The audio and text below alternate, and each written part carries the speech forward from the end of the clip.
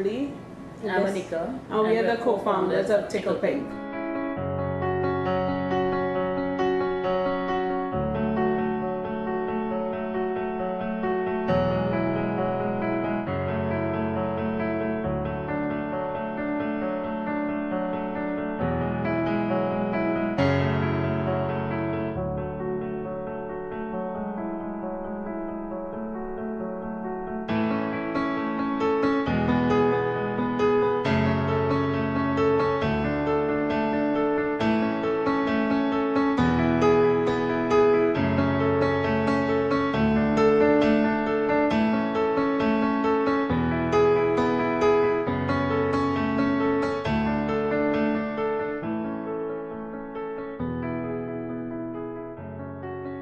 So I just want to let you know, Anika and I really appreciate that you guys are here and you guys are all looking fabulous. You too, Anika. Thank you. Anika, you look fabulous. Me too. But we really appreciate that you're here. We hope you're enjoying the show. We hope you're enjoying the performances. Again, I hope you pay attention to what Erica and Asaki is saying because they are speaking from their heart. Not your head.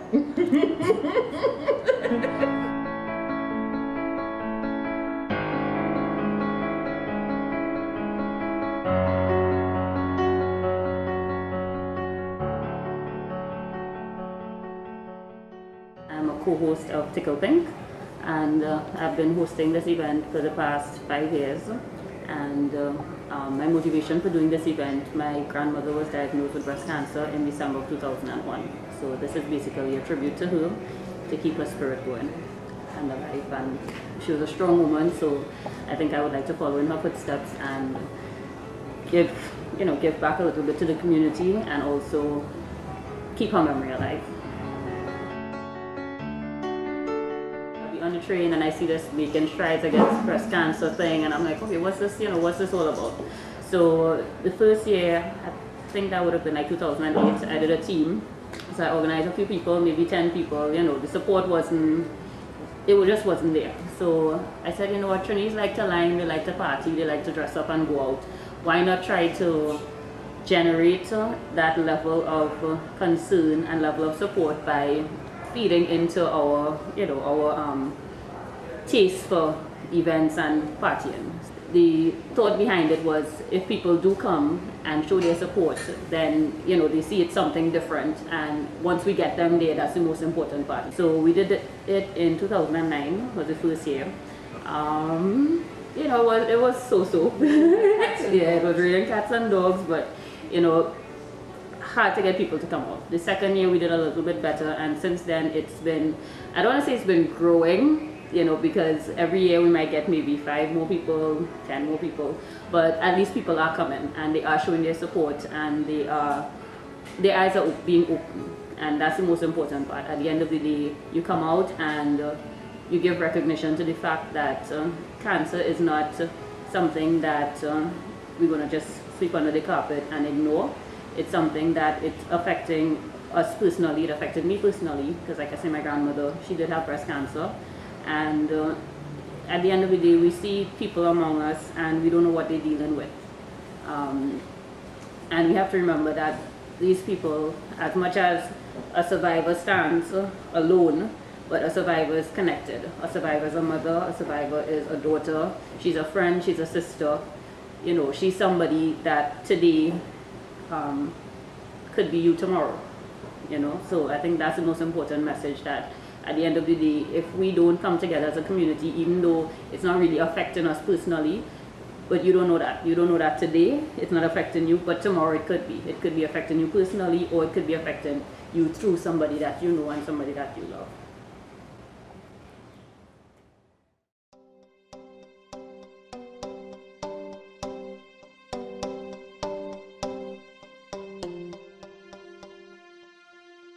When Anika first came to me with the Tickled Pink idea, I was just like, yes, I want to do something for charity. I really wasn't into the whole, for the cause, and I just wanted to do something for any cause. This is the 5th year of Tickled Pink, and I must say that the value of Tickled Pink and the meaning of Tickled Pink and what motivates me behind Tickle Pink has changed each and every year.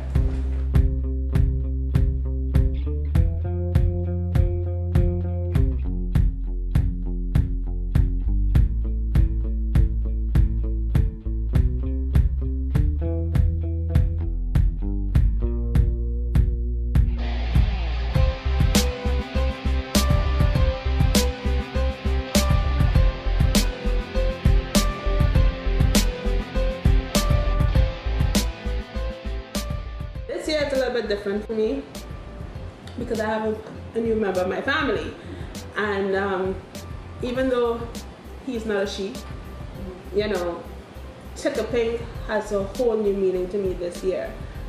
Why? Because I guess being a mother now, I feel like I have more of a purpose, and I have somebody I have to answer to, and somebody who I have a responsibility to, and somebody who I have to live for. Oh, by the way, this is Sebastian. And he didn't have a pink outfit, but this will have to work. And I'm going to teach Sebastian. I'm going to teach him what it's like not just to party, because I want him to know how to party, and I want him to be educated, and I want him to be the perfect little child like we all want our children to be. But I'm also going to teach Sebastian about the reality of what goes on outside of those things, that these things happen. There are real sickness out there, and I'm not going to wait until it affects somebody close to us. I'm going to let him know from the time he can talk that, you know, my family, our family, we do things for the better, and anything that I could do to help, I'm willing to. I'll be honest with you, it's like as the years went by, I just started to become more familiar with people who were, you know, affected by breast cancer. It started off as, you know, a girl who knew a girl, my friend who knew somebody, my cousin friend, and then it started to go down the line until it became somebody that I know. When those things happen, it becomes more real. Just natural human nature. If it doesn't affect you personally, you know, we kind of tend to brush it off. For me, having Sebastian, it makes me have a totally different life, because I don't know if Sebastian is gonna come on one day and say, my friend has breast cancer, his girlfriend has breast cancer, his schoolmate has, you know, so it kind of not just affects me. I feel like having responsibility for my child now, I never know. Maybe I might have to comfort him one day. Or who knows, maybe he might have to comfort me, because the truth be told, it's not necessarily something that could be handed down by genetics. It affects anybody. I am a realist, and I don't want breast cancer, but if it comes, I'm going to fight it. And I am glad that I have Sebastian, because I know I have somebody who's going to help me through it now. What I will say, and I say this every year, I've been saying it for the last 5 years, you know, we do Tickle Pink, and we have maintained the quality of Tickle Pink, and we want to make the people in the Caribbean community be a little bit more aware. And, you know, life is not just about partying and old talking and gossiping and he say, she say. There's a lot more going on. So while you're talking about what somebody has on, or what shoes they're wearing, or who they slept with, or how much money they have in their bank account, it's nothing compared to when you're sitting down next to a friend, or your mother, or your grandmother, or your auntie, or your tanty, or whoever, and they are affected by breast cancer. Breast cancer is real. Cancer is real. And I know that now. I didn't know it 5 years ago, and I know it now. And I have no qualms or no problems about giving for a cause. You know, if we continue to do things together, you know, we may not fight it today, but you know, we fighting it together. And the only way it could kill something is if you fight it united.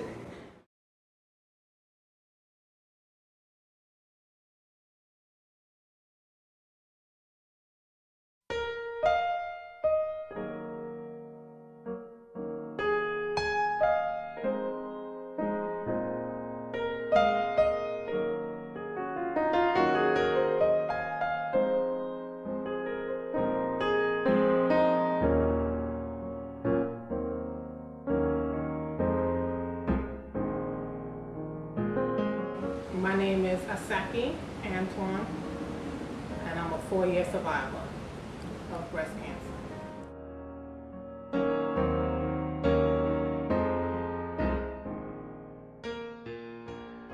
I was diagnosed in January 2009 at the age of 35.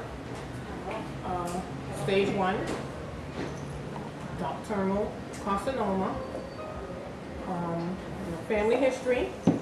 So I was totally devastated when I got the phone call from the doctor saying indeed that I did have breast cancer. How I found out was I had a dream. I was sleeping and I had a dream. And within the dream, my breast was hurting me.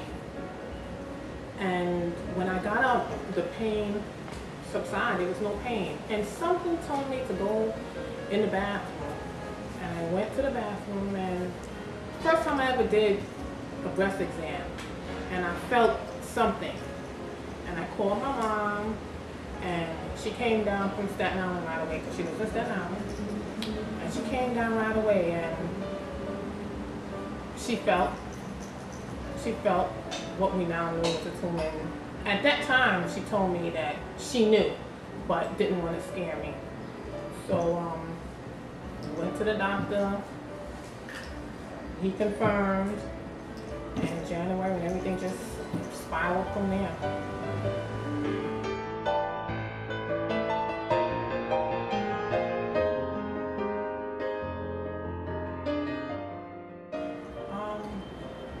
During my breast cancer journey, I would say my mother, Ellie, Antoine, and my daughter, Nye Antoine, were the most significant people who actually helped me through my diagnosis, my survivorship, and up to this present moment.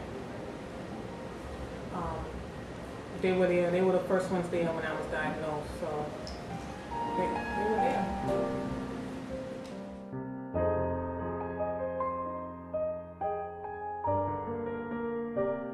I'm a fighter by nature, so I'm very aggressive by nature. So when the doctor called me with the diagnosis, as devastated as I was,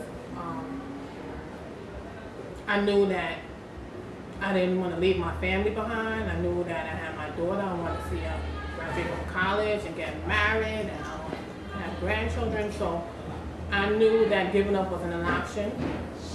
It was a long road, very trying time, very, very trying time. I never questioned why me. I never said why me. I just dealt with the hand that I was given.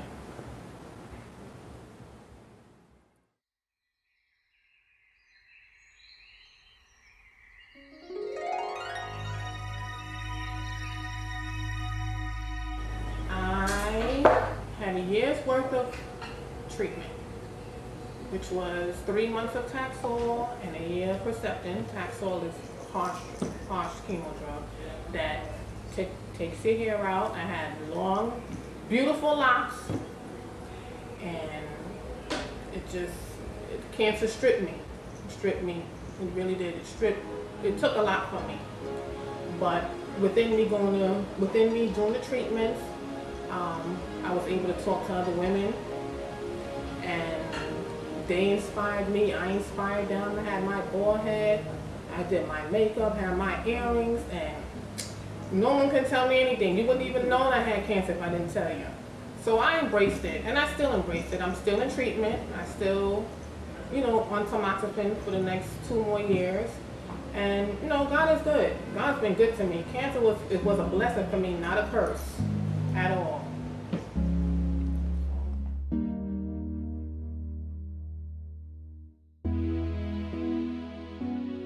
Young women, even without a family history, it's very important for you to do, check your breasts every month.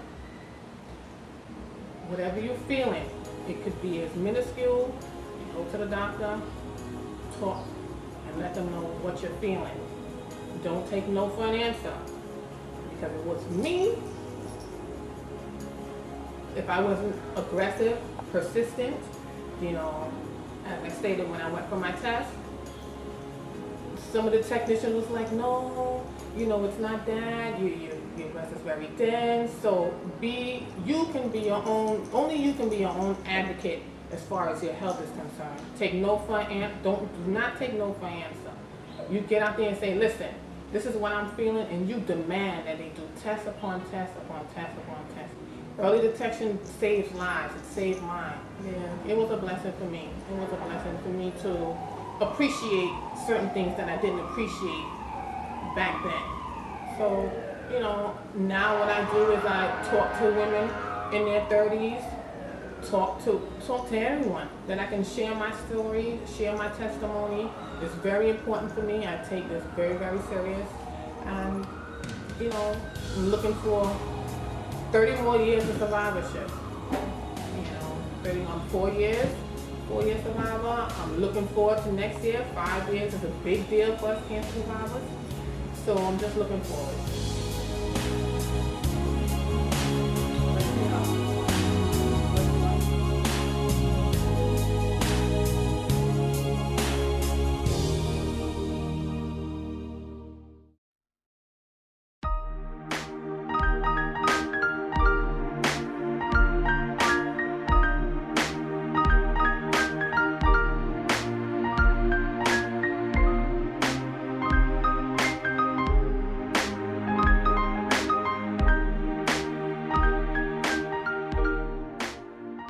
My name is Erica Clifton, and I'm a 1-year cancer survivor of the breast.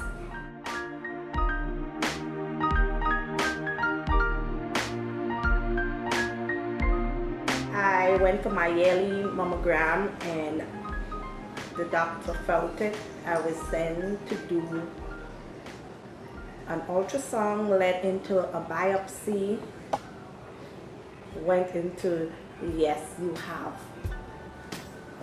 cancer.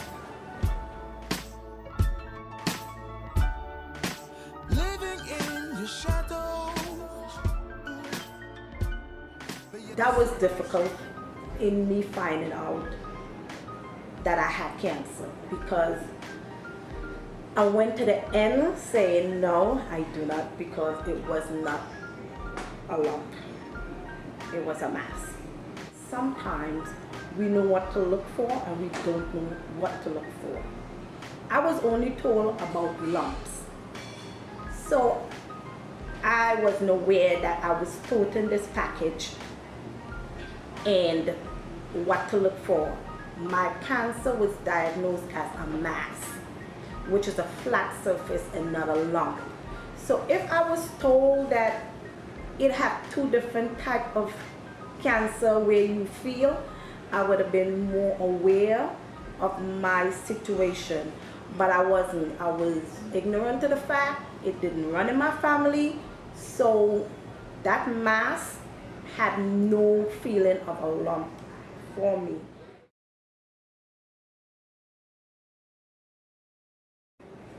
I, as an individual, I maintain my sickness because I'm the headstrong of 9 siblings. So I always have the control of taking charge within my family. As a mother, and as a sister, and as an aunt. So I had to stay strong for me. I worked up to the day before my surgery and went into surgery the next day.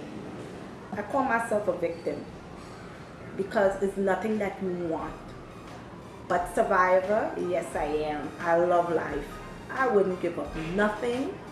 I wouldn't put back nothing in no other way, because that's me. I share cancer because I am cancer. For my kids being my #1 supporter, I could fight anything as long as I have my family with me and close friends.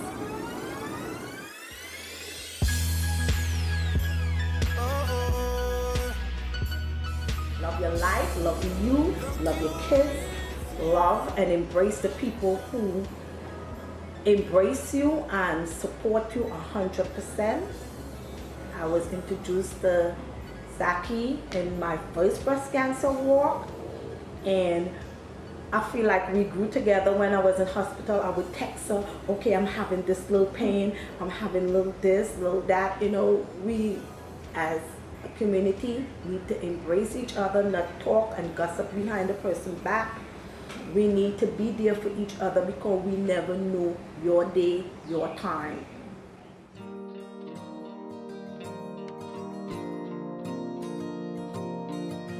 I, as an individual, I shared my cancer on Facebook. I reached a point where I didn't care who said what or who know what, because it wasn't a sickness that I got up and bought and it's not fitting me. Sickness come in any form and fashion. And you know, I said, why me? I went through the days of why me, why me, why me? And I said, why not me? I'm strong, I'm black, I'm a mother, I'm a teacher, I know God, and I love myself. At the end of the day, I always go with this motto, I love me, I love myself. I love my life. I love Novato with that tune. I play that tune nearly every other day on Facebook. That's me. I love my life. So in order for you to go through this and survive, you have to love your life. Would I like to change the community? It was very hard for me, as the friendly person that I am, the person who always going to help someone, that in my time of need, I had no friends. And it's sad to see that the people who could call you to go out, the people who could tell you, let's do this, let's do that, and at the time when you're in that hospital bed and you see visiting hours come and it have one friend or no one or only your family members, it hurts. We need to start to embrace each other. Sometimes the job you have, you could call that person and say, you need me to bring some food for you, you need me to come help wash, you need, just be there. Talking to someone, being at their side makes a big difference in life. You don't have to financially have money to be there for someone, but being there. A true friend, being a confidant, because cancer breaks up family, it breaks up friendship, it brings out the ugly in people, because then you get to see people for who they really are, and it hurts because you're not looking for that person to not be there for you at that time.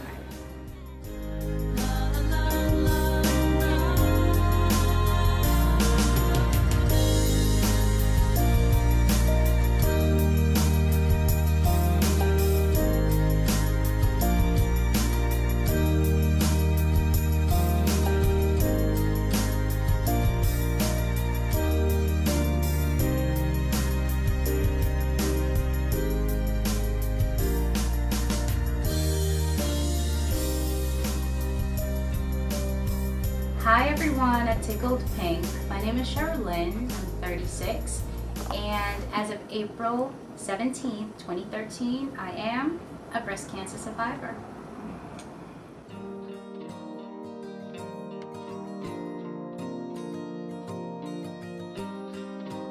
Basically, it's been a long road to just have women in my position or not my position to understand what or how breast cancer can basically impact your life. It's a struggle. I will never lie to anyone and say that it's not a struggle, but the main thing for you to do is to remain positive. Having positive people around you to help in every way, even just to tell you that everything is going to be okay. You know, that's basically what it is to have positivity. I listened to my doctor, and it's a good thing that I did, because unfortunately, as some other women out there, they're not as lucky as I am to be in the position that I am today. By listening to my doctors and doing my self-breast exam every month, I was able to catch my own diagnosis basically myself. I realized one day after doing my breast exam that I had a lump. I didn't think it was that serious at first, but I did follow up. I called my doctor immediately and scheduled an appointment and went in.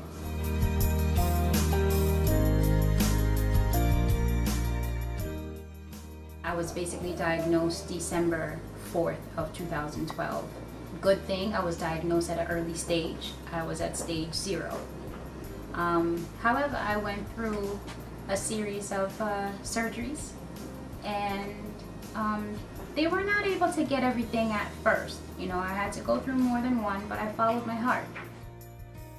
That decision was basically having a bilateral mastectomy, and I'm so happy that I did today, because if I didn't, within the next, as far as my diagnosis, within the next 6 to 8 years, there was a possibility that it could have spread to the other, and I would have had to go through everything all over again.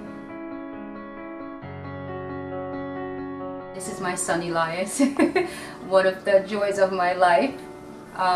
This is my daughter Brihanna and my other daughter Sierra. They have basically been a support and my livelihood along with my husband. I'm basically happy that I made the decision that I did. I'm here to watch my children grow and to just be a part of their lives for as long as they will allow me to. So I thank you guys for listening to my story, and you know, we'll see how many wonderful years I have coming ahead of me. So I thank you guys so much for listening, and hopefully someone will take a little advice and just, you know, just do what you have to do, and don't be afraid. Just really don't be afraid to take that medical step and just get yourself knowledgeable of your own body as a woman and as a man. Thanks, guys. My name is Natalie Lamé. I am not a breast cancer survivor, but I am a survivor for breast cancer. My name is Asahi Antoine, and I'm a 4-year breast cancer survivor. Hi, my name is Erica Clifton, and I'm a 1-year cancer survivor of the breast. But if you want to know, I'm a proud mother of 5. Nobody don't know my age, but I'm humbly blessed, and I'm a survivor. Thank you.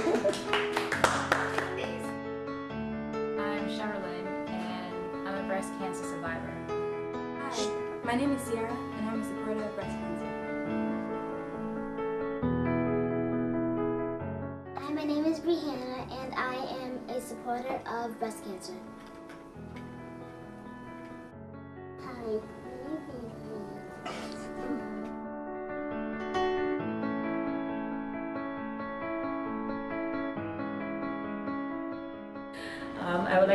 I would just like to say thank you. As always, I would say thank you to Natalie, you know, for at least embracing the idea, and thank you to everybody for coming out tonight. Definitely appreciate it from the bottom of my heart. Words, you know, can't express how much gratitude I have for people showing their support, giving up their time, their energy. Everybody who's a part of Tickled, thank you so much.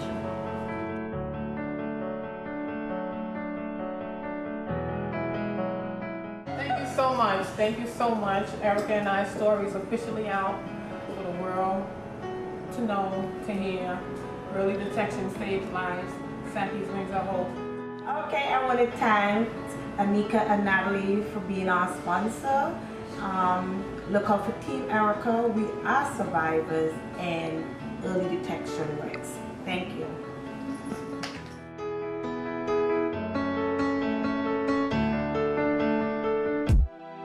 Morning. That one you're dedicated to anybody who's going through anything in life. Some problems bigger than others, but we all going through something. So I'm writing this letter to your father, and it goes something like this. I feel I'm on my last breath, I gotta make the right choice. So please, Father, help to guide me with the right voice. Voice. Which way to go? Which way to go? about choices, making decisions, and only you know which way to go. Show me which way to go. Cause life is about choices, making decisions, and only you know.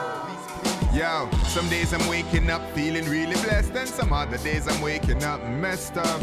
Some days I'm feeling mobile like a laptop, some other days I'm feeling like the desktop. For prosperity, me strive for to survive, and even though it's movement, it's still a dead stop. I'm saying, cause even though you're on the go and on the road with no dough, would leave you parked.